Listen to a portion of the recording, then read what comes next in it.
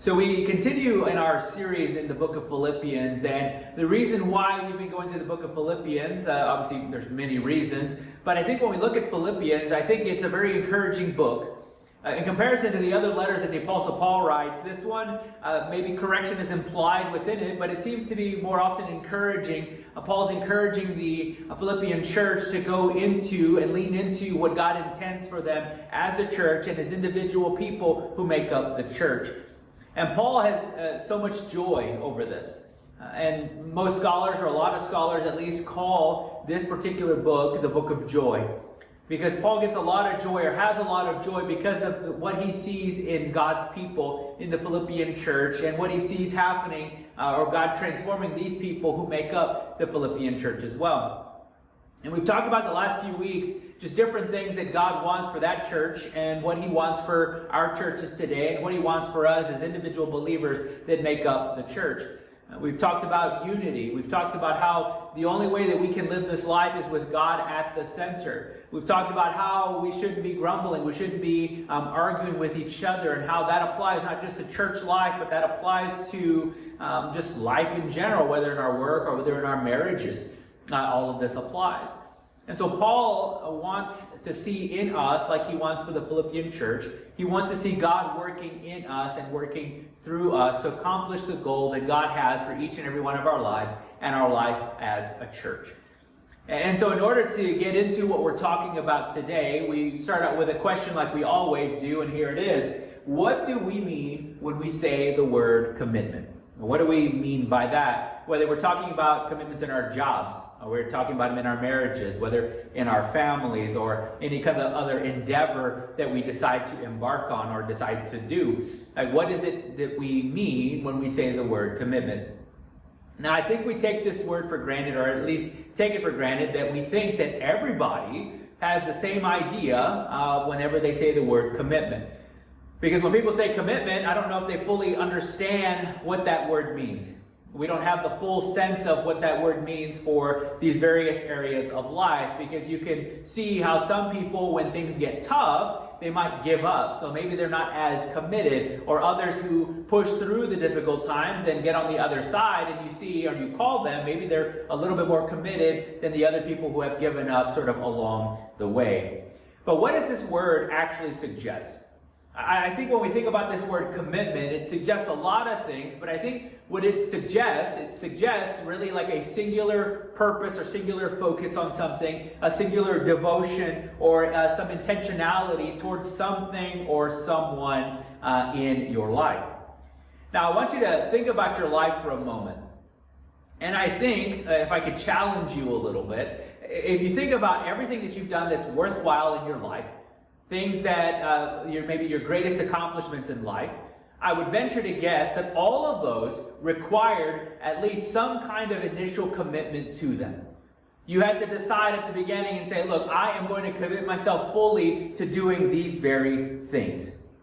Now, I would say that probably the number is small or non-existent of the things that in your life that were worthwhile or that were major accomplishments that didn't require some kind of commitment. Because everything requires a commitment. We make commitments all the time. I mean, this is what life really is. I mean, your life is made up of a whole bunch of commitments that you make. And it's just how you deal with those commitments that shows whether or not you're fully committed to something, or you simply just give up when things actually get tough in your life. Now, when we look at life, we look at the various areas of life, and we see how we do make these commitments. We make these promises. I mean, you think about your marriage. So if you are married, or if you know somebody who is married, you've been to a wedding, you realize that when you're sitting there or you're standing up there, you're making some promises and commitments to another person. You're telling them that you're going to be with them through thick and through thin. You're going to be with them in sickness and in health. You don't just make those promises, but the other person makes those promises as well. And if you're sitting in the audience, you're sort of the accountability there. Because they invited you, your family, your people who are close to them, keeping them accountable to these commitments and promises that they make. Or you think about just your families, right? If you have kids, right, that is a big commitment that you make. I mean, the act of doing that, of having kids, is a commitment. And you decide, and you with your spouse, or if you're a single parent, you decide, you know what, I am going to raise this kid as best as I can. I'm going to raise them to succeed in life. I want them to get ahead in life. I want them to do things that I wasn't able to do. I want them to have opportunities that I wasn't able to have. And so you commit to their well-being. And in your job, right, of course you get paid to do what you do.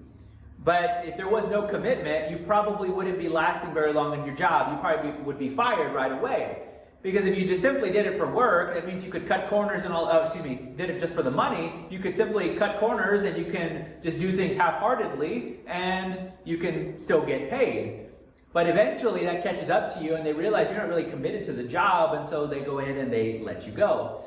Or maybe you think about some other endeavor in your life that you have to have some commitment to.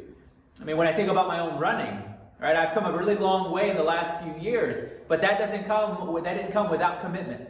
Right, I had to commit myself to doing the hard work. I had to commit myself to getting up early in the morning to run. Commit myself to sometimes running in the heat in the afternoons. And so commitment requires a whole lot of things. And so we commit ourselves not just to, these very intimate personal relationships in life, but we also do that in just a lot of other things that we embark in or any endeavor that we do in life. Now, when we say we are committed, right, we're saying that we are going to invest all of ourselves, our entire being, all that we are, all of our resources, all of our energy, all of our money into this thing, this person or this something that we want to do. But you see, what we end up doing at the end of the day is when we make these commitments, when we make these promises, we end up neglecting the most important part of all of this, and that is the actual process. Right? We say all these promises, we make all of these commitments, but we neglect the process. The fact that in all of these things that we make a commitment to, sometimes things get difficult. Sometimes things get hard. And so we have to decide, what are we going to do in our commitments when that happens? Right? Most times people give up. And that doesn't mean you're not going to have those feelings of wanting to give up, or those feelings like, man, this is very difficult, I don't know how we're going to get through it. But it's getting through those things that shows that you're committed, shows that you are faithful to these particular areas in your life. Now, if you think about our marriages, I mean, the statistic right now is that 50% of all marriages end in divorce, and the top two reasons, the very top one, is no commitment on either both parties involved, or on one party or the other, or it's infidelity. Right? That's really a lack of commitment because you decided, I don't want to be committed to this person anymore. I'd rather go and sleep with somebody else. And so we see how when things get tough, we decide the easier thing for us to do is to break it off and to do our own thing. And so we're not faithful. We're not committed in these other types of relationships. Or maybe we look at our families. If parents aren't committed to their kids, this is how kids end up on the streets. This is how kids end up getting into really deep trouble. This is how kids end up in the foster system because, and this is coming from people who I used to be foster parent, when we used to see these kids who their parents were just neglecting them. Their parents weren't doing what was right for them. So they decided, I don't want to be committed to this kid anymore. I want to go and do my own thing. I want to engage in drugs. I want to sleep around. I want to do all these other things and not pay attention to my kid. Or again, we think of our jobs. Right? Your job, you don't get very far unless you are committed. And once they see you're not committed to it, you are let go. You're no longer paid. You are told you're fired. Or we think of these other endeavors where people want to lose a lot of weight and they make the commitment, they make the promise, but there's the hard work, the difficulty that comes into it, where I have to maybe eat a different way or I have to work out more. So you see all of that and you're like, well, I don't know if I can do that. So we decide we are going to give up. And so a lot of people seem to, when things get tough in life, and I don't mean it in like a tragic sense, but just when things seemingly get difficult for them and whatever they make their commitment to, whatever they make their promises to, they give up. And so the reality is that life is hard.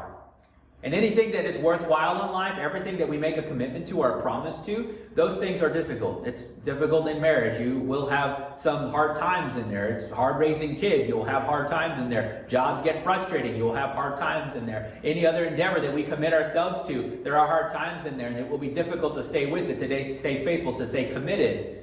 But yet, we are much better for it when we stick to it, when we remain faithful and committed, even in the hard times. And so life gets difficult, right? Life has its challenges. Now, the walk with God, the walk with Jesus isn't any different than the commitments and promises that we make in life. Because when we come into our relationship with God, we make commitments. We make, and I wouldn't say promises, right? I mean, I think that word can sometimes be a little fleeting sometimes, maybe a little bit meaningless, but we do make a commitment to God.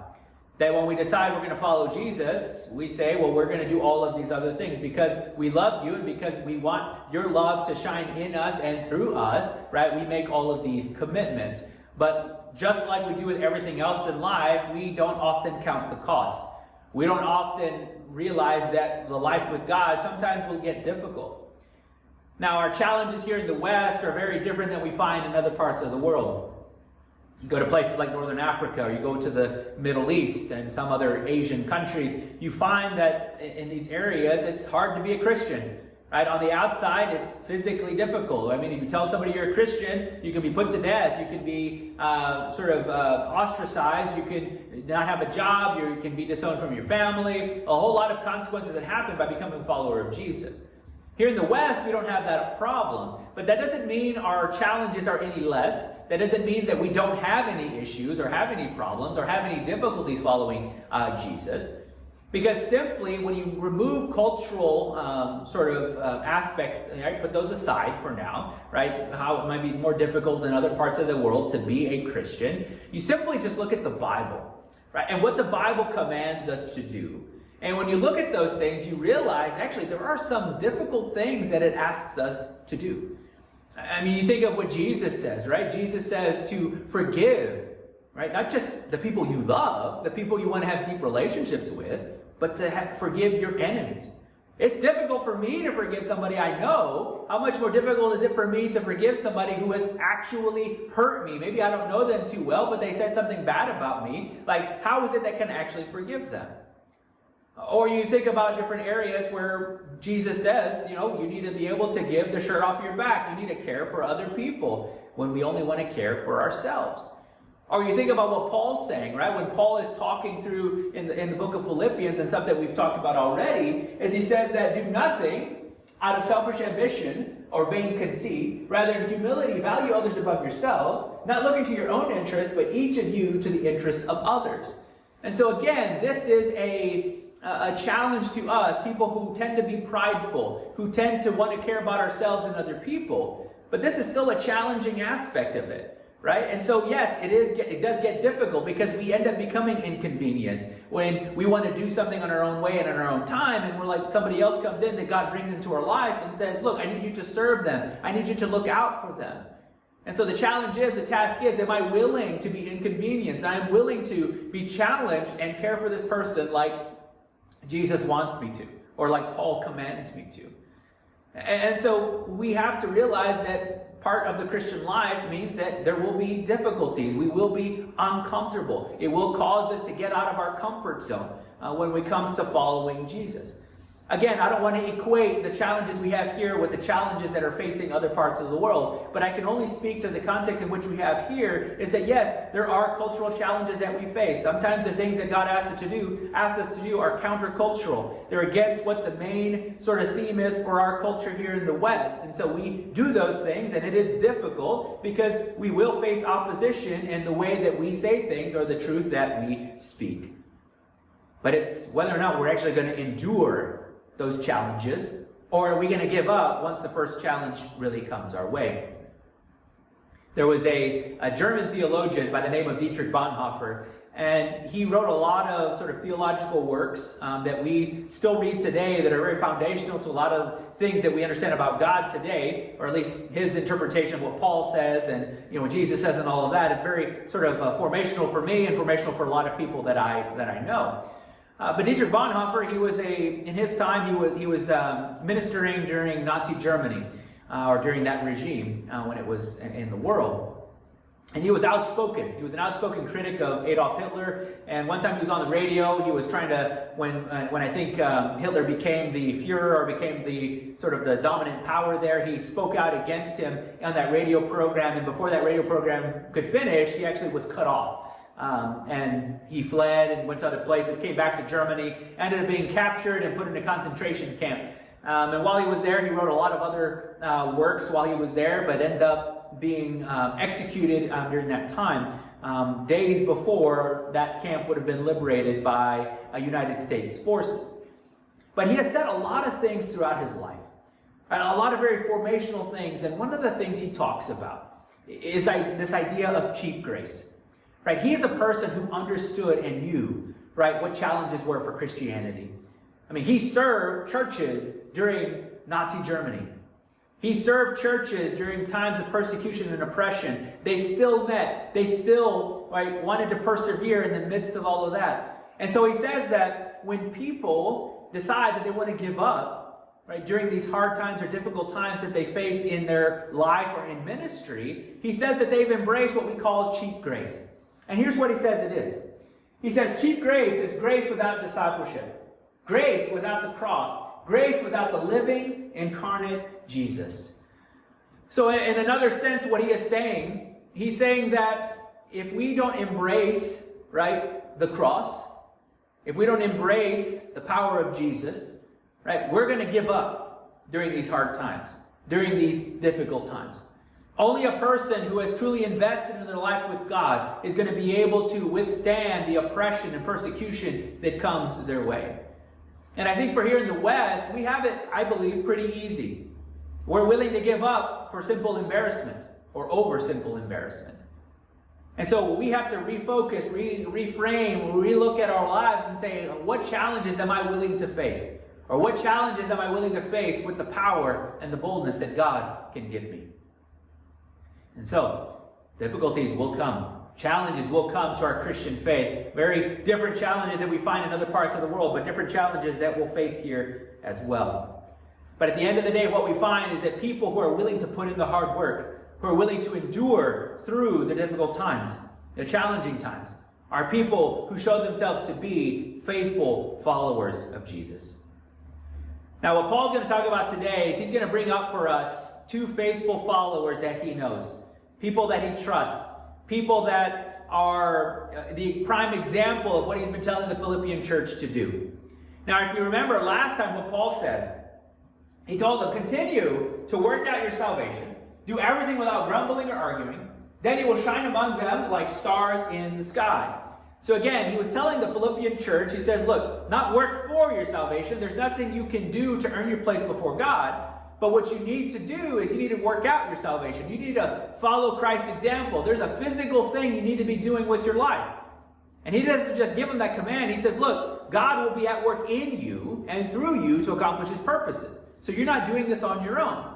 But then he goes on and says, don't grumble and don't argue. Right? He's giving them another command. Don't do these things. And he says, because if you don't, people around you you'll bear witness to people around you that you are faithfully following God. And so for the people there, they might say, well, okay, that sounds great, but I don't have any examples to look at. Because these ideas that Paul's sharing are ideas that are better caught than taught. And I'm sure you've heard that before, that yes, you can teach people a lot of things and they may catch on to it, but if you actually show them, if you actually do life with somebody who is living out these things, it's better caught than taught. You actually see it happening and you might be more likely to do it. And so Paul today is going to give us two examples of people who have been faithful followers of Jesus for us to be able to look at and maybe, perhaps, model our lives after. And so what we're going to read today may seem like just a lot of detail and maybe it doesn't have a whole lot of purpose, but it's in the Bible and I think everything in there has got a purpose to it. And so we see this exact story that Paul's going to lay out for us, and here's how he starts it out. He says, I hope in the Lord Jesus to send Timothy to you soon, that I also may be cheered when I receive news about you.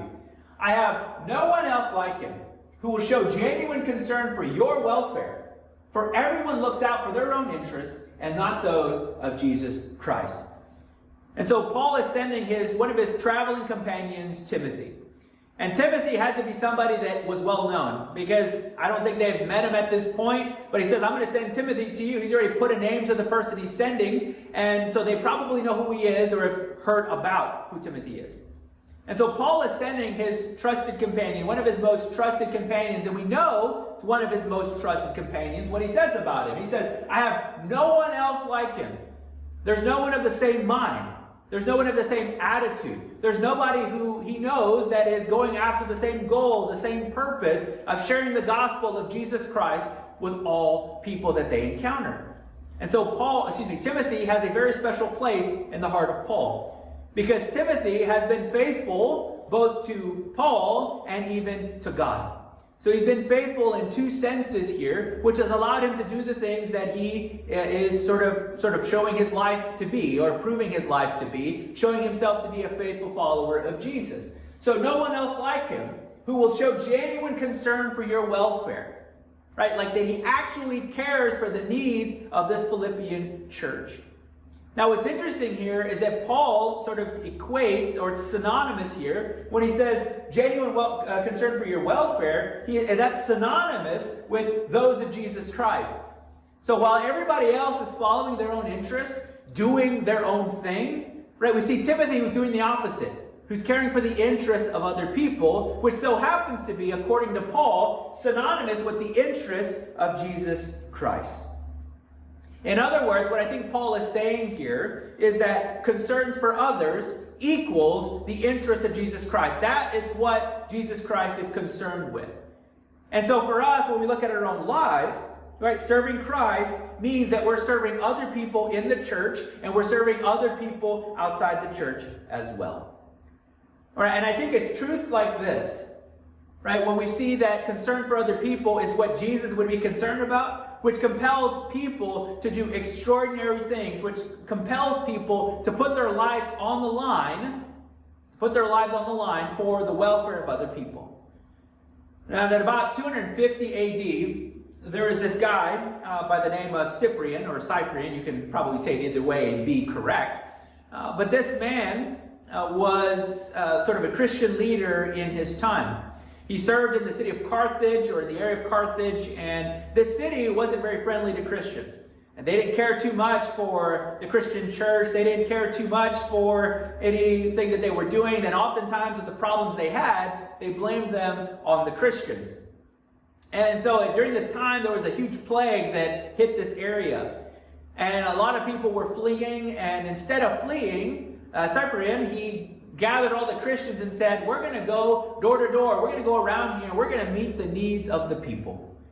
And so instead of fleeing, they stayed. They risked their lives in the midst of a plague, right, and decided to help people as best they could. And they became known as people who were charitable, were hospitable in the midst of difficulty. Now, I also even think of not too long ago, in about 2014, and I think it still happens till today, but a lot of Christian missionaries, when the Ebola outbreak happened in West Africa, some people were fleeing, but yet you saw the Christian missionaries, Christian doctors who stayed, who remained in the area to continue to help people to get through this disease. Some people even lost their lives in the midst of all of this, but yet they came back and they remained to help these people get out of this sort of the outbreak that was happening in the area. But we got to ask then, right, well, what compels people to do that? Like, what makes them so faithful? Now, that might be a hard question to answer without talking to them. But I think what we can do, at the very least from those examples, is I think we can be challenged.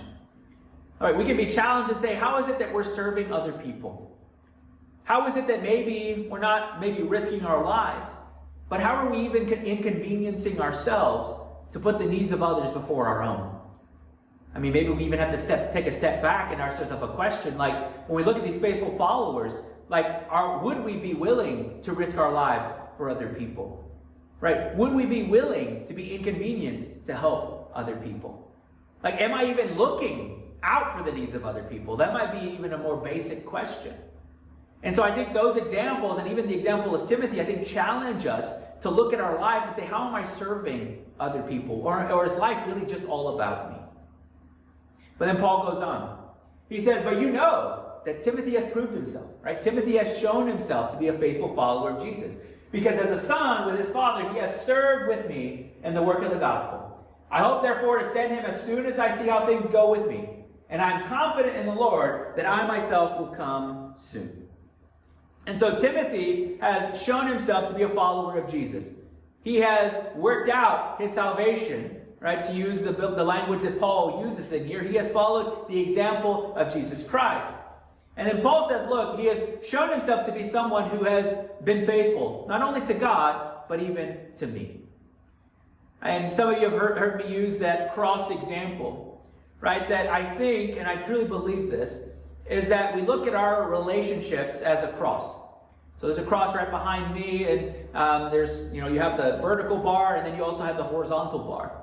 Is that I believe that we best serve other people, we best love other people when the vertical relationship is in order. When we're looking at a relationship with God, that we are right with Him. Not because of something we do, but because of what Jesus has done. That we are at peace with God. And when we have that relationship right, and God is working in us and through us and changing our hearts, then we bring in the horizontal bar. We bring in the horizontal relationships. We look at our relationships with each other, that we're able to love better. We're able to care better. We're able not to burst out in anger, right? We're more patient. We're more loving. We listen better if we do that. And so I think that's what we see with Timothy, as someone who has truly embraced his relationship with God. And that has flown out into his life, into the life of Paul, in his relationship with Paul. And now will be in the relationship that he's going to have with the Philippian church. And so Paul says, look, he has shown himself to be faithful, right? Because he has served with me. So Paul has seen firsthand how Timothy has been with him. And I think what we see with Timothy is Timothy has been a good friend to Paul, right? He has served him in many ways. And maybe for us, the application we take from that is, well, what kind of friend are we? We see what it does to somebody, a Christian friend, someone who prioritizes their relationship with God, and then that flows out into the relationship with other people. We see how that plays out for Timothy. And so he was a good friend, but what does it mean for us to be a good and true friend? And I don't know if you have a friend like this. I sure hope you have a friend like that. But a true friend, a biblical friend that we have, is someone who's willing maybe to speak the truth in love to you. Right, so many of our friends in our world of Facebook, where you might have thousands of friends, or on Instagram, where you might have thousands of followers, you look at those areas and you're like, oh, I have all these friends, when in reality, you probably don't have very many friends at all. And so what does it mean to be a true friend? It means that you have someone in your life, or you're that person to somebody, who speaks the truth in love. You're not just telling them what they want to hear, or you're just joking around all the time, but that you actually care so much for the other person that you're willing to speak the truth in love to them. And sometimes when it's going to hurt, you're not afraid to offend them. And I mean that obviously within reason. Whenever you're talking about it, you don't want to go offend anybody. But that you're always maybe even present with them, that you pray with them, that you are strengthening them in their weaknesses, and that you're providing help to them whenever they need it most. And that's where Timothy was for Paul. I mean, Timothy helped Paul in his most dire of circumstances. While he is sitting in prison, right, Timothy has been a help to him. So we ask ourselves, what kind of friend are we? And I think the best friend is someone who prioritizes their relationship with God, because then that overflows into our relationships with other people. Paul goes on, but I think it is necessary, to send back to you Epaphroditus, so this is the second person we're being told of, my brother, co-worker, and fellow soldier, who is also your messenger, whom you sent to take care of my needs. For he longs for all of you, and is distressed because you heard he was ill. Indeed, he was ill, and almost died. But God had mercy on him, and not on him only, but also on me, to spare me sorrow upon sorrow. So Epaphroditus, that sounds like a really odd name, but it's likely that this man was a Gentile convert, probably a pagan convert. In some cultures, you might name your children after the gods that you serve, or after someone important in your faith, right? Perhaps even in the Middle East, we might have someone like a Muhammad, right? So this is in a similar way. You look at someone like Epaphroditus, and in that time, the Greek goddess Aphrodite was very common and someone people worshipped. And so this name comes out of that. So it's likely that his family, they were idol worshipers. And so we see here a prime example of somebody who has been particularly a pagan worshiper, an idol worshiper. What happens when they are transformed by God? And so Epaphroditus, we know, according to Paul says, this is my brother. Not just any old brother, right? I went to a church, a pretty sizable church down in Texas, and they were all of the mindset of they call everyone brother or you call everyone sister, not because there was an intimate relationship there, because when I call my family, my brother brother or my sister sister, there's intimate relationship there. But when they referred to it, it wasn't intimacy, it was, I don't remember your name, so I'm going to call you brother, or I'm going to call you sister. And so it's, in Paul's words here, it's more intimate. Because he doesn't just call him brother, he says, this is my brother. So they have done some life together, they have history together, which shows that he, Epaphroditus, has been faithful, right, to Paul in such a way that Paul can look at him and say, look, this is my brother. He also says, this is my co-worker, right? They're doing life together. He's my fellow soldier. They're willing to go to battle together. And then he's also a messenger. So the same task that Paul has been given to be a messenger of the gospel of peace, the gospel of reconciliation, to share the love of Jesus Christ with everyone, Epaphroditus was given the very same thing. Now, just like Timothy, who is willing to serve the needs of other people, we see that Epaphroditus is in the same sort of vein, in the same mindset, the same attitude. Because he comes in here and he's like, look, I am willing to serve. I'm willing to put my life at risk, even so that I was sick. Right? He either got sick on his journey or got sick when he was maybe resting somewhere or spending a night as he was traveling. But he was sick, but yet he still went on and carried out the main mission, which was to share the gospel of Jesus Christ with everybody. And so Paul goes on. He says, therefore, I'm all the more eager, because this is an exceptional man, I'm all the more eager to send him, so that when you see him again, you may be glad, and I may have less anxiety. So then, welcome him in the Lord with great joy, and honor people like him, because he almost died for the work of Christ. He risked his life to make up for the help you yourself could not give me.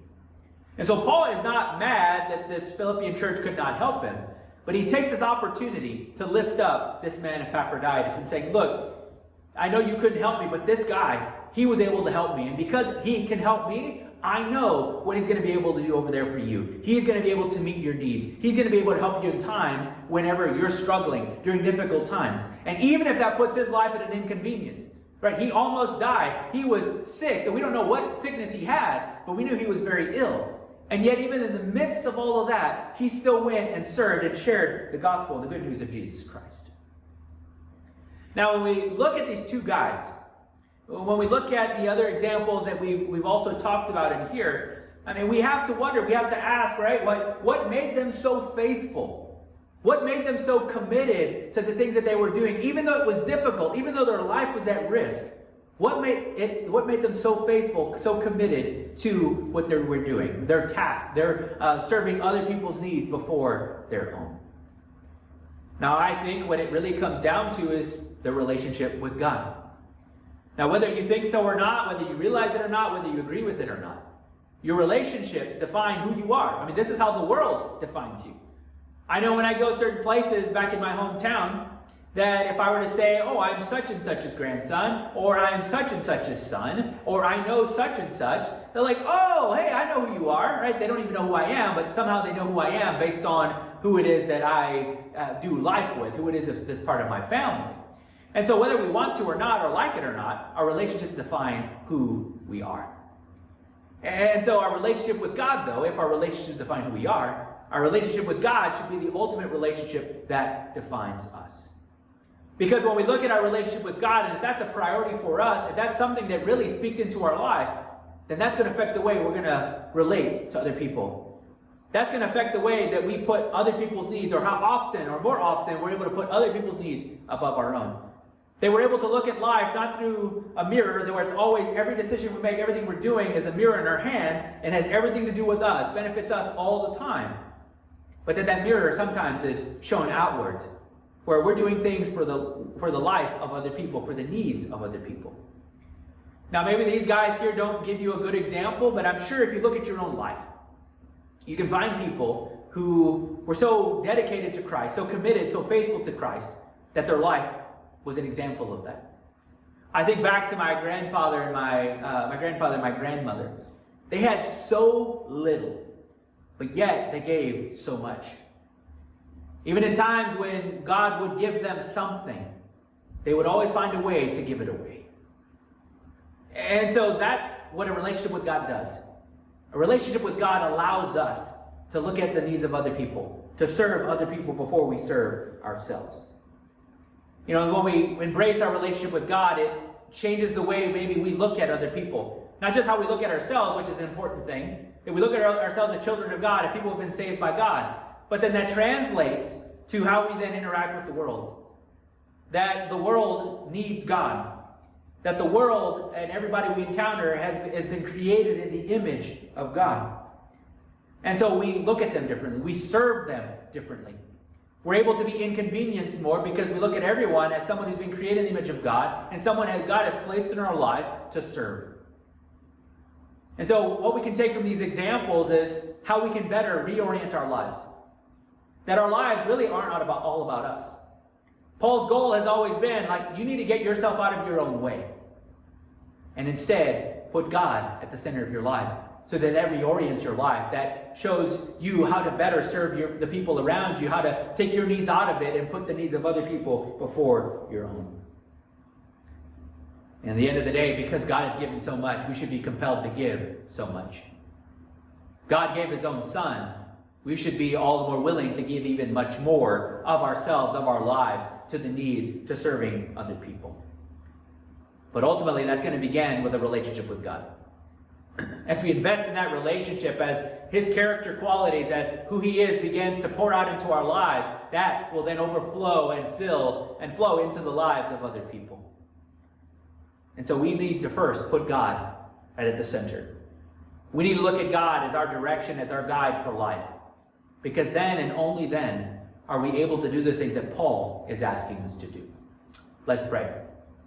God, thank you so much for your love and your care. Thank you that you are just always there with us, that you guide us and lead us in the ways that you do.